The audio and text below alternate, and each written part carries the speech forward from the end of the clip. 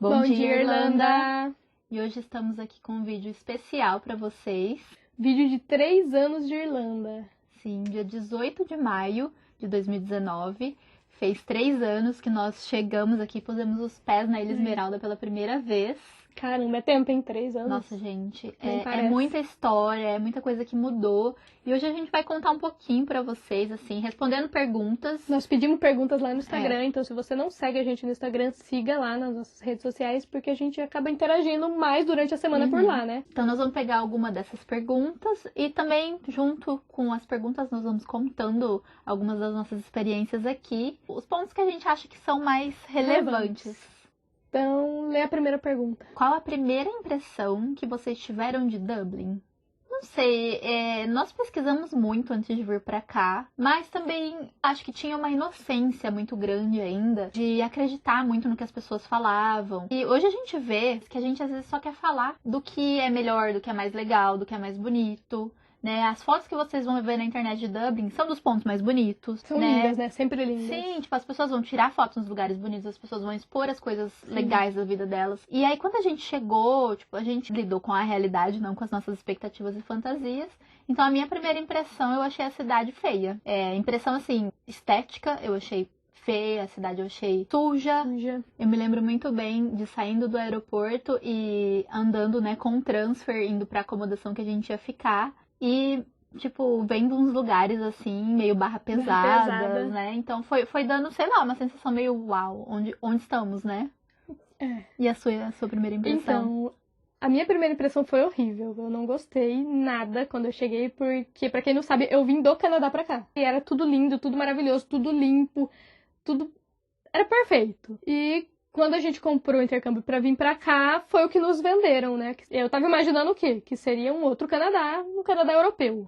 E não foi. Eu acho que assim, pela nossa inocência, talvez de acreditar no que as pessoas falavam, né? Nas pessoas que vendiam o curso e que passavam pra gente, a gente acreditando em tudo. E vendo aquelas fotos lindas e maravilhosas. E todo mundo só falando coisas boas na internet, né? Todo mundo vendia um sonho. Mas aí quando eu cheguei, quando eu vi a cidade suja, quando eu vi as pessoas mal encaradas, aquelas bibocas, aquelas coisas. Eu falei, gente, que é isso aqui, sabe? A primeira impressão que eu tive é que eu não tinha saído do Brasil, que eu estava num bairro perigoso do Brasil. Mas isso, gente, porque nós fomos pra uma região específica. Eu até vou contar essa história pra vocês, porque acho que foram um dos pontos mais relevantes, assim, de quando a gente chegou. Nós tivemos problema com a acomodação logo de cara. Nós chegamos, já tivemos problema logo de cara. Sim. Foi a primeira recepção. Então, isso contribuiu pra gente ficar com uma visão, tipo, ruim. Assim que a gente chegou, a gente ficou com uma visão pessimista. Até a gente passou, assim, pros amigos que vinham pra cá. Eles, nossa, mas vocês estão só falando mal. Realmente, a gente botou umas lentes, assim, ruins pra ver Dublin logo no começo. Mas a história foi o seguinte.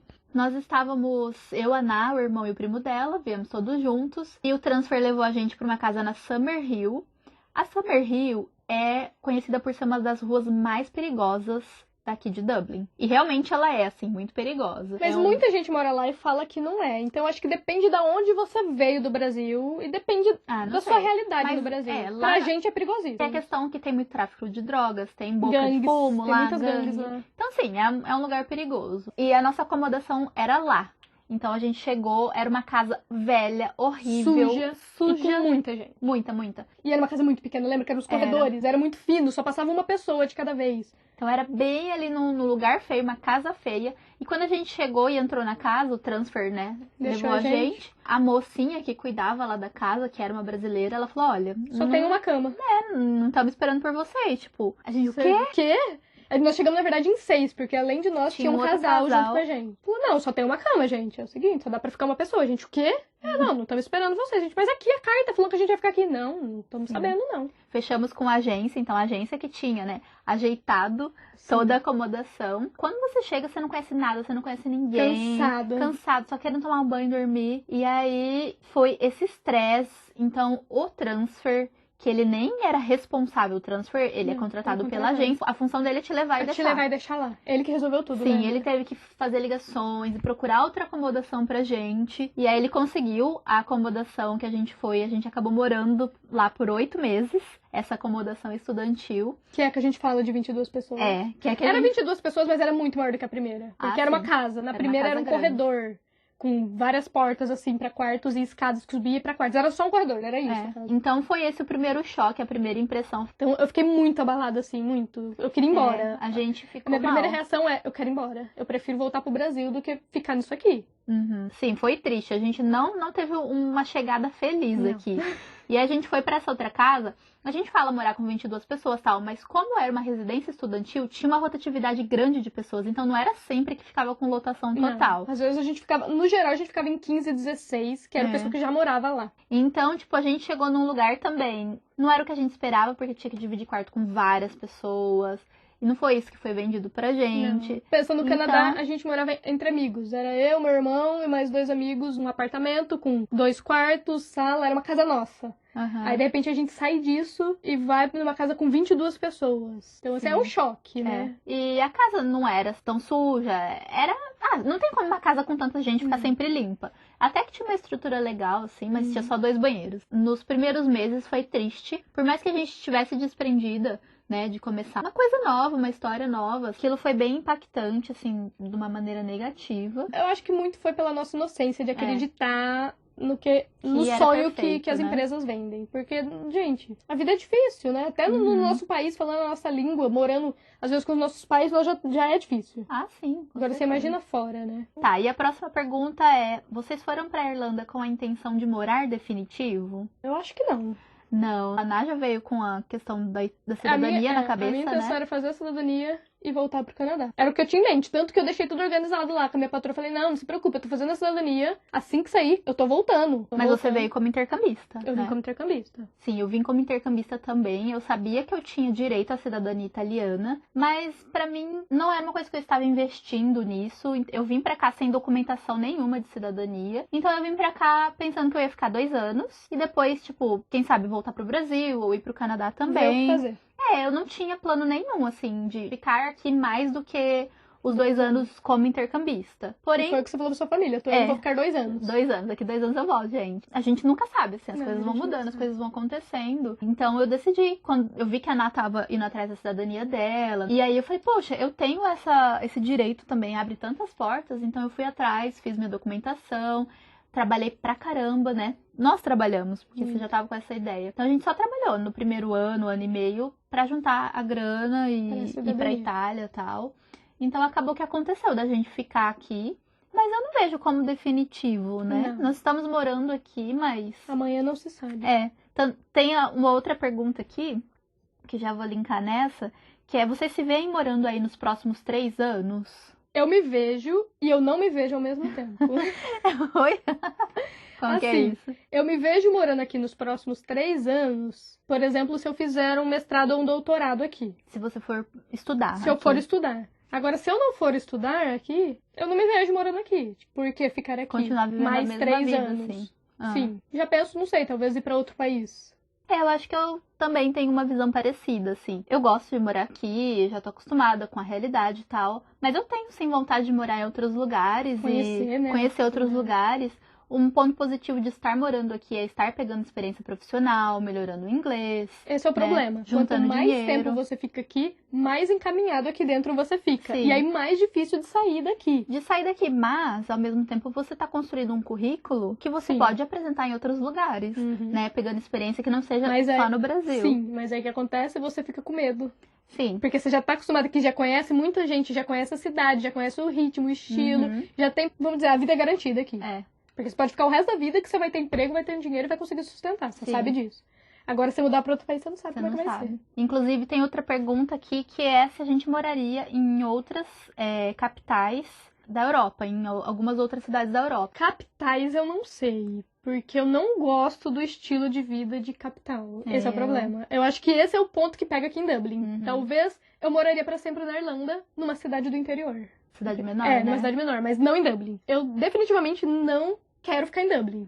Eu por não muito me vejo também morando em Dublin. Talvez nos próximos 3 anos, sim, né? Mas agora, ficar a vida toda aqui assim, em Dublin, eu não constituir vida consigo aqui imaginar pra minha vida em sempre. Dublin. Eu não sei, eu acho que eu não nasci pra morar em capital. Não, eu prefiro cidade do interior. Então eu moraria em outros países, mas talvez não na capital.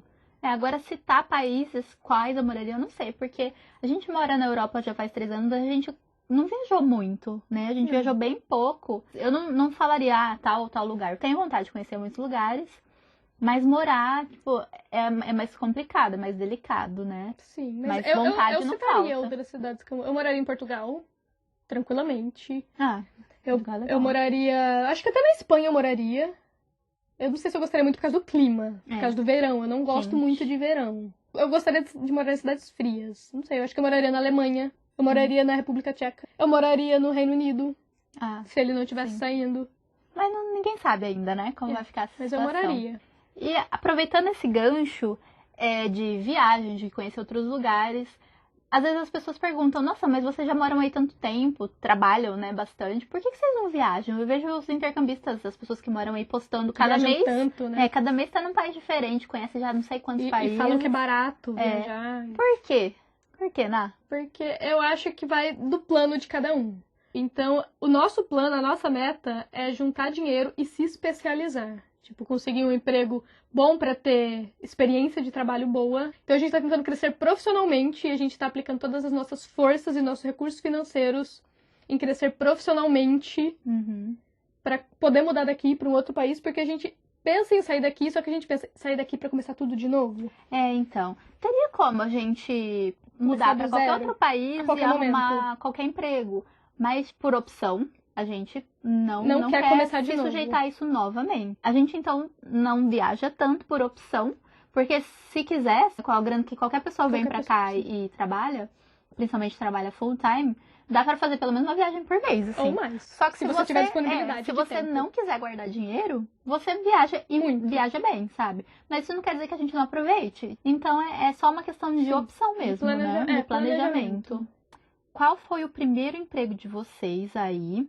E quanto tempo demorou para conseguir o emprego? E a pessoa também pergunta qual foi o nível de inglês que nós chegamos aqui. Então, é difícil dizer o nível de inglês, porque cada país tem um nível diferente, eles medem o nível diferente. Então, quando eu cheguei aqui, me colocaram no intermediário, mas quando eu estava no Canadá, eu já estava no avançado. Sim. Então, eu não sei. Eu estava aqui no pré-intermediário, mas eu não sei se essas coisas significam muito. Não, mas eles te colocaram no intermediário, você que pediu pra mudar. Eles me colocaram no intermediário também, mas aí eu tava me faltando base de gramática, principalmente, eu voltei pro pré-intermediário. Mas, tipo, isso não sei se conta muito, porque é uma prova que você faz, é uma conversa que você tem. Na verdade, é uma conversa só, né? Você faz uma prova pela internet. Mas aí você pode responder qualquer coisa, pedir pra alguém responder pra você, copiar do Google Tradutor. É uma conversa, tipo, de 2 minutos com uma pessoa na escola te avaliando. Acho que o que mais importa é você entender as pessoas e serem eu acho que é na vida, no dia a dia, né? Mas o que é muito difícil quando a gente chega aqui, mesmo que a gente tenha um nível bom de inglês, é conseguir entender as pessoas por conta do sotaque. Sim. Mas a pergunta era sobre emprego, né? Fala você primeiro, porque você conseguiu primeiro. Tá, o meu emprego eu consegui, acho que na primeira semana. Eu não sei nem se eu terminei a primeira semana.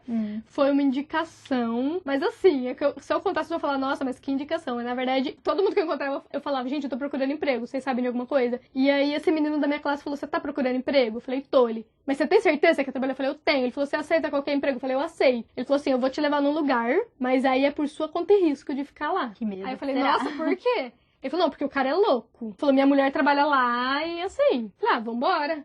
E aí era um kebab. E eu não tinha ainda visto, porque, né, demora um tempo pra conseguir agendar. Na época ainda era mais complicado, porque hoje em dia você pode agendar. Antigamente você tinha que esperar a escola liberar documento. E antigamente, quando nós chegamos, não tinha agendamento. Era por ordem de chegada. Então você tinha que ir e ficar na fila a noite inteira. Talvez fosse bom, porque se você ia ficar na fila a noite inteira, você sabia que você ia sair de lá com o visto. Né? Tanto que eu fui 2 horas da manhã. Tem um vídeo aí no canal. Já tava contando outra história. Enfim.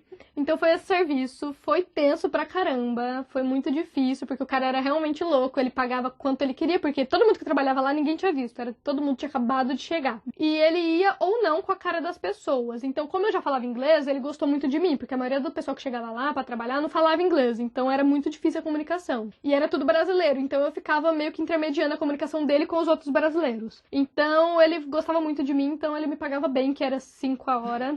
Isso na época o salário mínimo era 9,10, 9,15. E aí quando ele ficava chateado ou você fazia alguma coisa que ele não gostava, aí ele, hoje eu vou te pagar 1 a hora, vou te pagar 3 a hora, porque você não trabalhou bem a semana inteira. E assim, eu trabalhava muito. Eu trabalhava das 5 da tarde até, durante a semana, até as 2, 3 da manhã, e de final de semana acho que até as 4 ou 5 da manhã, sexta, sábado, né? E domingo era até as 2 também da manhã. Então eu trabalhava pra caramba pra chegar no final da semana e às vezes ganhar, sei lá, 50 contos só, tipo 100 contos só. Mas eu precisava, então eu não podia reclamar. Dureza. Eu até fui nesse lugar com a Ná fazer um trial. E aí eu trabalhei durante uma noite. Mas ele não gostou Ele porque não a Pri era gostou de mim. canhota. Primeiro porque canhoto Não serve pra trabalhar não na serve pra cozinha. trabalhar na cozinha. É o que ele disse. Tudo era do lado direito que tinha que ser feito. E eu tava também, nossa, tava muito ansiosa, assim. Eu sou meio estabanada, sabe? Então... mas ele era... Nossa, ele era muito louco. Ele era muito louco. Mas então esse foi, tipo, seu primeiro emprego. Como eu sei que vai vir gente pedir endereço querendo trabalhar lá, não existe mais isso. Quer dizer, existe, mas já é outra pessoa que trabalha lá, é outro dono. Não é mais nesse esquema. Não é mais nesse esquema. Que o pessoal já quer, é sem visto? É sem visto, então eu me põe rolê, lá. né? Mas não é mais, agora mudou, porque eu acho que alguém denunciou. Possivelmente alguém que trabalhou lá, porque ele passava perna em todo mundo, então todo mundo denunciava ele. Então possivelmente foram lá e acabaram com esse esquema. Mas emprego formal, assim. Formal que eu digo é com visto, né? Como que foi? Demorou depois desse? Não, porque assim que eu fiquei lá, acho que um mês. Assim que eu tirei meu visto, eu saí de lá. No outro dia eu já não fui mais. E acho que nessa mesma semana eu consegui um emprego num restaurante tailandês, mas aí fiz entrevista, tudo certinho, sabe? Passei no processo seletivo, aí fiz os cursos que precisa, que é o HACCP, né? Que é o HACCP, pra você manusear alimentos na cozinha e tal. Depois com o visto foi uma semana. Porque antes disso também nem tinha opção de procurar coisas não dá, formais, né? Porque não tem. Sem visto, ninguém vai te contratar. Sim, e comigo, os primeiros meses, eu fiquei fazendo 1000 entrevistas em café, eu fiz curso de barista. Então eu tava procurando pra trabalhar em café, em restaurante, assim, durante o dia. Você fez vários testes, Eu né? fiz muitos testes, eu fiz muitas entrevistas, nenhuma deu certo. Tipo, eu fiquei muito triste, muito desanimada. Enquanto eu tava procurando o trabalho, a gente morava nessa residência estudantil e a dona da casa perguntou se eu queria ficar de manager lá. Que era pra limpar a casa, que era pra receber os novos estudantes que chegavam, receber aluguel. Lavar as Era roupas de cama, trocar quando a pessoa ia embora. Isso. E assim, não tinha pagamento, mas eu não precisava pagar o meu aluguel. Então isso me ajudou muito nos primeiros meses, porque pelo menos eu não estava gastando aluguel, que era 300 euros, 350. Enquanto isso eu continuei procurando emprego, não conseguia, até o momento que eu falei, olha, eu cheguei falando que eu não ia trabalhar com childminder, com criança. Eu sempre falei, não, tenho medo, não vou conseguir. Só que a Ana sempre falava, eu acho que você deveria procurar como childminder, né? Por você ser psicóloga, você tem jeito e tal, e eu sempre resistente. Até o momento que eu falei, gente, eu não tenho perfil pra trabalhar em restaurante, com comida. Mesmo que eu estivesse aberta pra uma vaga assim, as pessoas não me contratavam. Tipo, eu devia fazer algumas coisas muito erradas, assim. Não sei o que eu acho que não sei se é porque eu sou estabanada, sabe? Meio ansiosa, assim, agitada. Ninguém gostava de mim pra esse tipo de serviço. E isso, claro, que tipo, mexeu com a minha autoestima. Eu já tava achando que eu não ia conseguir emprego aqui. Eu fiquei muito mal mesmo, assim, muito triste. Aí até que eu decidi fazer um perfil num site chamado MindMe. Escrevi bastante, sabe, sobre minha experiência e tal. E, tipo, não deu uma semana, assim. Eu fui chamada para várias entrevistas. Mas a primeira que eu fui mesmo e conversei com a pessoa já deu certo. Que, inclusive, é o emprego que eu tô até hoje. A gente chama até ela de mãe. Tipo, eu chamo ela de... Não pra ela, não, né? Pra Quando ela. a gente tá conversando tá falando entre sobre nós. ela, a gente chama ela de mãe. Fala a mãe fulana, irlandesa. A mãe irlandesa, porque eles são uma família pra mim mesmo. Nossa, eles me tratam muito bem. Até pra mim, que não tem nada a ver com a história. Tipo, ela me dá roupa, e se a roupa... Ela fala, essa aqui é pra Ná. Essa aqui é pra Natália. E ela nem me conhece, assim, tipo... Eu tenho fé, então eu falo que todos esses nãos que eu ouvi esse tempo todo foi pra ouvir esse sim, em algum momento. Porque se você tivesse pego qualquer outro serviço, você não estaria procurando mais. Então eu fico grata hoje em dia pelas oportunidades que eu não tive, que deu certo com essa família, né? Trabalhava 4 dias por semana com eles e um dia na semana eu fazia faxina na casa deles e passava roupa, que era o terror. Eu odeio passar roupa, não sei, mas eu fazia. Porque no começo, né, qualquer centavo... Aí até que eu caí de bicicleta, que também foi um highlight que aconteceu. Mas enfim, a gente conseguiu emprego. Agora, vamos falar desse negócio de bicicleta. Quando a gente chegou aqui, gente, nós não tínhamos um puto. A gente trouxe dinheiro, mas o dinheiro vai que nem água, assim, né? Então a gente decidiu comprar uma bicicleta. Primeiro que a gente só andava a pé. Era 1 hora e meia pra ir pra escola e pra voltar. Embaixo de chuva. Nós chegamos em maio, então não tava assim frio, mas chovia pra caramba, mas chovia. né? Chovia muito. Então a gente já foi e comprou uma capa de chuva e um azul, assim, bem chamativo, porque foi o que a gente achou. Que era mais barato. Era bem breguinho, assim. Mas foi muito, muito útil. A gente tem até hoje. Depois disso, a gente conversou com os nossos colegas da casa, onde que comprava uma melhor bicicleta, assim, um preço bom. E aí nós fomos comprar no shopping Blanchardstown. Só que não fica pronta na hora, porque eles têm que te medir, e aí vão montar a bicicleta pra você, e vão arrumar de acordo com o seu tamanho, com o seu peso. É uma frescura. E a gente super ansiosa, mas foi a melhor ideia e a pior ideia de todas. Porque a gente não andava de bicicleta antes disso. Nem sabia andar de bicicleta. Não. Teve que aprender a andar de bicicleta aqui. Eu andava, mas só quando eu era criança. Então, a gente ficou exausta, com dor no corpo. Nossa, a gente chorava tanto, mas chorava tanto. A gente, por que nós gastamos dinheiro com isso? Por que eu tô fazendo isso comigo? Doía todos os músculos e eu tinha que usar essa bicicleta pra ir trabalhar nesse serviço, porque era de madrugada. Não tinha ônibus, então eu tinha que voltar de a pé. Pelo menos pelo primeiro ano a gente só andava de bicicleta. Tipo, essa é uma das coisas que eu falo que eu aprendi. Eu aprendi a andar de bicicleta. Não que eu não soubesse, quando eu era criança eu tinha, mas eu nunca andei na rua, né? Criança criada, como é que fala? No apartamento com vó. Então eu nunca brinquei na rua, sempre morei em rua movimentada no Brasil. Então aqui foi a primeira vez que eu realmente aprendi. E eu só parei de andar de bicicleta porque eu caí na rua, né? Bati em outra bicicleta, machuquei meu ombro. E eu fiquei com medo depois disso. Quase 2 anos depois desse acidente é que eu tô voltando a andar de bike e tal. Porque no verão é gostoso, tipo, ficar na rua assim, ao invés de pegar ônibus. E qual foi a maior dificuldade que nós já passamos aqui pra você? Nesses 3 anos. Morar longe da família e dos amigos é tipo matar um leão por dia, né? Porque não é uma tem vida a fácil, saudade, né? tem a família, tem os amigos, tem a rotina, né? O que eu tô pensando agora é você não entender como as coisas funcionam. Tipo, você tem um conhecimento, você tem já uma bagagem, sabe? Seja profissional, seja de vida mesmo. E você não consegue aplicar isso porque você não entende como o país funciona, você não entende as leis, questão de trabalho mesmo. Você tem que começar tudo do começo, da base, assim, para as pessoas te conhecerem. Sempre tá provando que você é capaz, mesmo que você não fale tão bem a língua. Eu acho que a maior dificuldade é essa, assim, é você encontrar o seu espaço, sabe? É você, no começo pelo menos foi assim, se encontrar, sabe? E agora? Eu tô aqui, mas quem que sou eu? O que que eu faço da minha vida? Por mais que você tenha escolhido vir pra cá, a gente tem vídeo até falando isso, assim, de choque, de realidade, e de você encontrar sua identidade aqui. Eu acho que foram mais essas questões mais internas, assim, que pesaram pra mim. Sim, sabe o que é difícil? Que até hoje a gente fica meio assim, tipo, questões de trabalho mesmo, assim, ter que resolver alguma coisa, taxa de imposto de renda. Embora seja muito mais simples que no Brasil, a gente tá acostumado. No Brasil é tudo muito complicado, mas a gente tá acostumado com essa complicação. A gente sabe como tá ali desde sempre. Agora né? Aqui parece que, nossa, toda vez tem que fazer isso, nossa, tem que aplicar pra isso, nossa, tem que preencher esse formulário. Eu acho que isso que é também assimilar é como funcionam as coisas. Pegar o ritmo das coisas, assim. A gente tem muita mais perguntas, né? A gente tá olhando aqui no tempo da gravação, já deu mais de 40 minutos, já faz quase 1 hora que a gente tá gravando. Então vai ficar pra outra hora as perguntas, né, que a gente não respondeu ainda. A gente vai fazer outro vídeo mais pra frente. Outro vídeo de PF Responde e tal. Porque esse aqui a gente tentou contar um pouco a nossa história. Mas um que a gente quer responder, que tem a ver com as coisas que a gente anda pesquisando, olhando aqui, é o da Lauren, querida Lauren. Beijo pra você, Lauren Canuto. E ela pergunta se nesse momento de crise ainda tem empregos para quem chegar aí? Há oportunidades de estudo tipo mestrado e doutorado para estrangeiros? O que ela quer dizer com esse momento de crise? Não sei, pode ser talvez crise no Brasil ou talvez no mundo, né? Porque tá tudo muito difícil ultimamente. Ou será que é a questão do Brexit, né? Também. Não sei muito bem o que você quer dizer com o momento de crise. Talvez porque tem muita gente vindo para cá. Mas, enfim, tem muita oportunidade. Mas eu acho que é a questão do Brexit, porque, assim, pra quem não sabe, o Brexit afeta diretamente aqui. Já perguntaram pra gente o que pode acontecer. Ninguém sabe ao certo, mas quem mora aqui, os irlandeses, eles têm muito medo do que pode acontecer. Sim, se realmente o Brexit sair, né?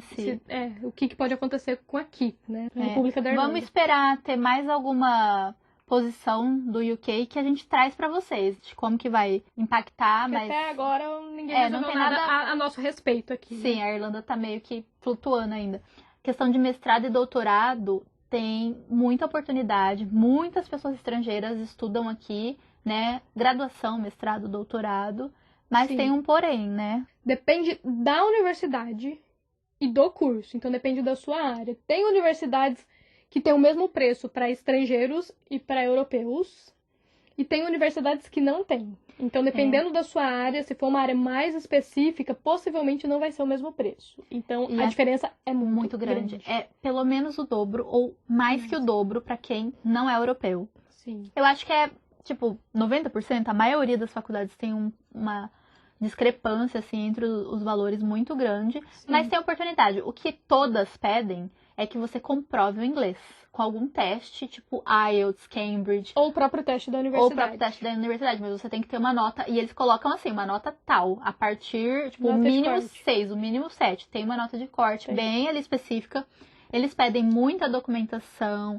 Tem cursos que você só pode fazer se você tiver experiência profissional. De tanto tempo. Não é assim, tem experiência, mas tem que ter de tanto tempo. Não é só ir lá e pagar, Não, que tem você curso consegue. que eles exigem que antes de você começar, você faça um estágio na área. Então, você tem que procurar um estágio por conta própria de 4 meses e fazer antes de começar o curso. Sim, tem muitas exigências. Então, tem que pesquisar certinho. A Depende universidade da área também, né? Depende. A gente não conhece todas as áreas, a gente procura mais na área da saúde. E é uma coisa que...